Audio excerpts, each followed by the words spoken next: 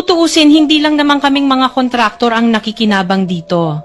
Marami din sa inyo, mga politiko, ang nagpapataba ng bulsa sa pangungurakot.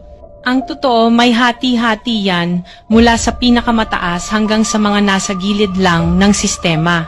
Huwag nyo kaming gawing panakipbutas kasi kung babalikan ang lahat ng transaksyon, makikita ninyong mas malaki pa ang napupunta sa inyo kaysa sa amin. Lahat tayo alam ang laro, pero pag nahuhuli, kami lang ang tinuturo at pinarurusahan. Kaya wag ninyong ipakita sa publiko na malinis kayo dahil sa bawat proyekto may kapalit na porsyento para sa inyong mga opisina. Ang sistema mismo ang nagtutulak sa amin na sumunod. Kung hindi kami papayag, wala kaming makukuhang proyekto. Pero sa likod niyan, kayo rin ang pinakaunang nagdidikta kung magkano ang dapat itabi para sa inyo. Kaya kung talagang seryoso kayong mag-imbestiga, wag lang kaming kontraktor ang sisihin.